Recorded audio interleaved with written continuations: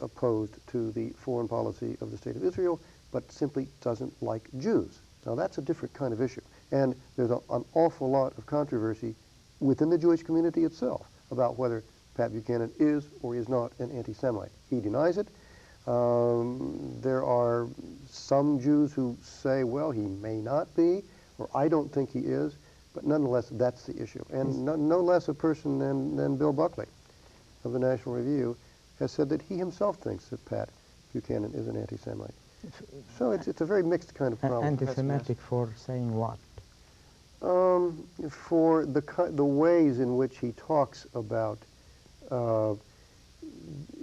Israel, the way he talks about Jews, his seemingly inexplicable defense of Nazi war criminals. Yet he was proven correct in one of his detailed investigations. Now that's true. That's true. That's the one thing that is difficult to understand.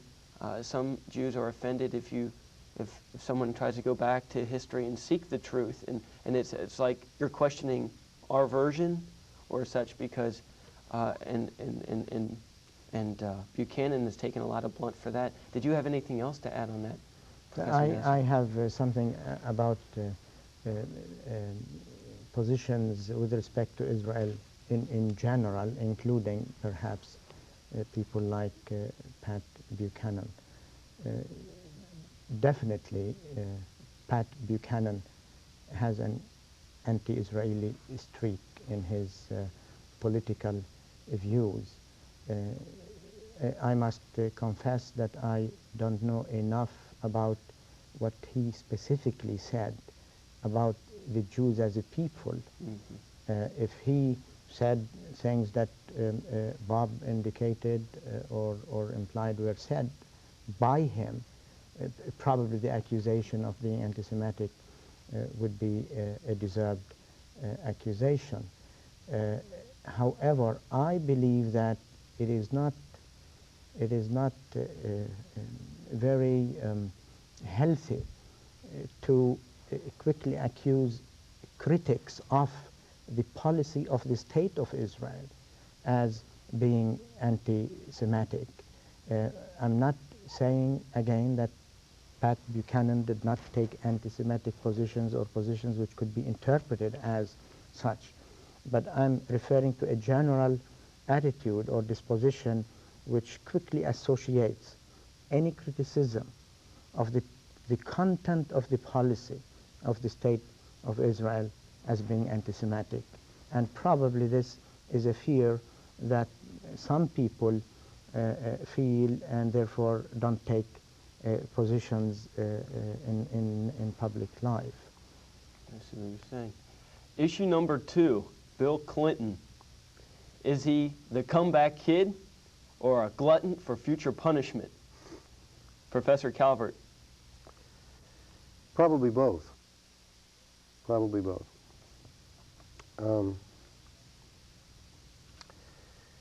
Bill Clinton is a very hard guy to talk about in this connection because there are two parallel facts about him which don't at all coincide.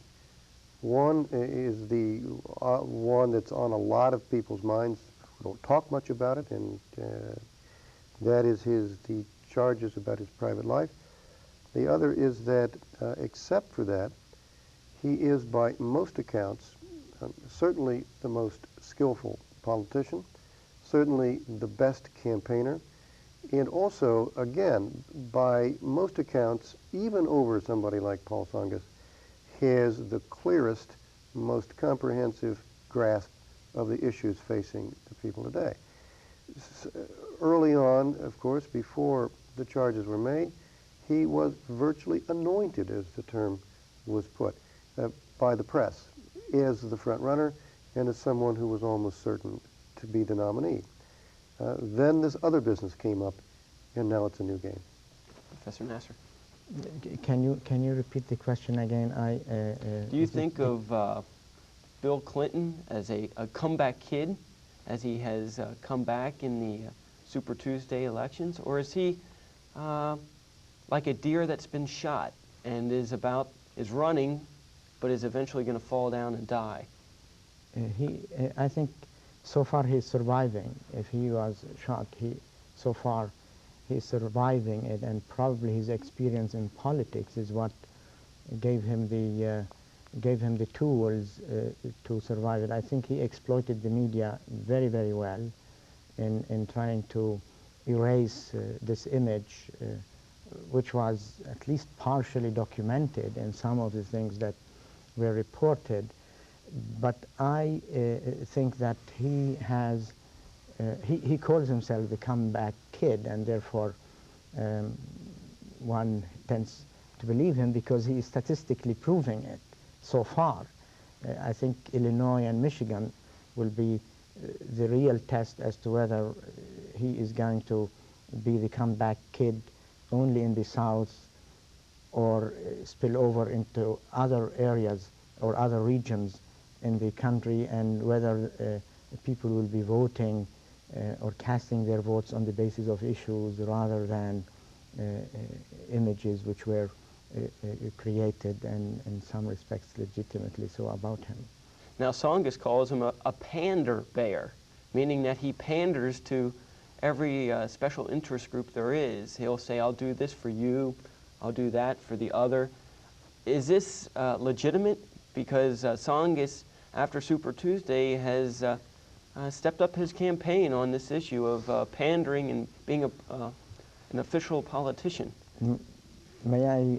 Go ahead. Tsongas himself had to do some of this. He did it in Florida. He did it in the South. And in the South, he toned down certain things he was saying. He was hitting on sensitive chords and this is part of the political game.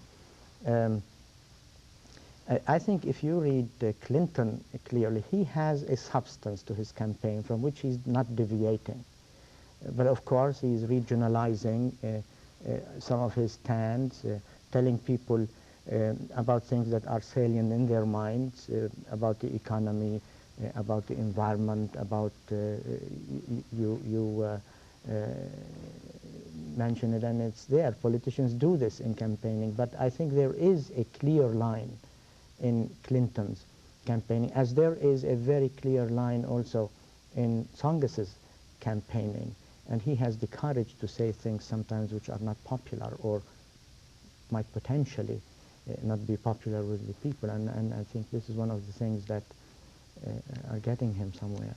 One thing that I found interesting, because Clinton has undergone quite a bit of scrutiny about his womanizing with Gennifer Flowers and also draft dodging.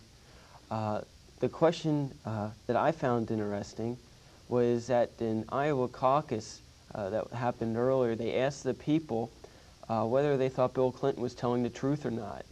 And it was a larger percent believed him, but the idea there was a large undecided vote on that issue. I looked at the Super Tuesday results, and with the undecided added to those who believed Clinton earlier, it was right around the 80% mark, which was about what he got throughout Super Tuesday. Do you think the affair and the draft, are they dead issues? No, they're not dead issues, but I think they're an issue that needs issues that need to be addressed in a different way from a presidential primary campaign. We need, I think, as a people, very seriously, to ask some very hard questions about issues of this kind. There were voters who said, there were analysts who said, in respect to the Clinton case, on both of those issues. Let's take the one that's in a way simplest, and that's his record in Vietnam. Everything that he said is a matter of public record, and many people at least who have looked at that record have said, well, there's some waffling there, there's some pushing and hauling, there's some flipping and some flopping, but then at that time, what sensitive young man was not going through an anguish of that sort? Uh, when all of this has been made public, when he's explained it, isn't there a time, and even Bob Kerrey was saying this at one point, this should not be a moratorium on the Vietnam War. It's time to put that behind us and so on. Well, okay, we need to think. What are the real reasons that these kinds of charges are being made? Does what Clinton did or did not say and do with respect to the selective service issue back then, does that bear significantly on his capacity to govern today? That's the question we need to be asking, not the other one, it seems to me. This, I think, is an important debate to be ongoing, and I think it ought to be clarified, and the positions ultimately will be probably taken about them. But I think the issues that have been raised about Clinton in the primary so far are the draft evasion issue and the womanizing issue, and to a lesser extent this S&L indirect implications. I think the Republicans are not exploiting this at this point, because let the Democrats fight it out. The national campaign is coming for, and they might exploit these issues, with the exception of the draft issue, because if the ticket is going to be a Bush-Quayle ticket, then the vice president will be vulnerable to the draft question. So that is an issue that might not be exploited to the full in the national campaign. His womanizing, and I agree with Bob that this is a debate which has been ongoing, at least in some form, for the last few years. It will continue but in the future, but I think that it will not hurt Clinton in the national campaign more than it has already hurt him slightly in the primary campaign. Is there a perfect candidate? Often we're very critical of our candidates. We go delving into their past. Reporters sneak around their homes and everything like that. And it's interesting because in some of these election polls, a ghost candidate, if you will, ends up doing as well as any of the runners in the campaign. Is there a snowy white candidate, or do we need to have one, or what do we look for? Well, you're talking here about what has come to be called the character issue. And there's a very old, a very long and honored tradition in American politics of a concern with character. But some distinctions need to be made. What aspect of a candidate's private life does have a real bearing on his capacity to govern, and which do not? Which are saucy, which are spicy, which are sexy, versus which have a real bearing on his capacity to govern. The two aren't necessarily the same. And there are large numbers of voters out there who are able to make that distinction. There are other large numbers who are not. And I think the people who float character issues are counting on the ambivalence and the incapacity of Americans to make that kind of distinction. For them, it doesn't make any difference why they vote against a particular candidate, so long as they do. And that's what's operative, it seems to me, in this kind of campaign. I believe, if I may, just one minute. Once someone is in public life, he or she is immediately exposed, and his or her privacy is going to be reduced to the core. And therefore, a politician cannot say, I'm going to be in public life, but there are certain private aspects of my life that you shouldn't trespass.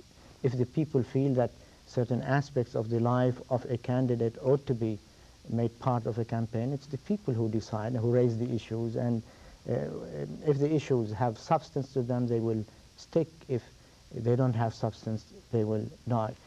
I think the point in principle here is that once in public life, privacy is reduced, and any candidate who runs for office hoping that his or her private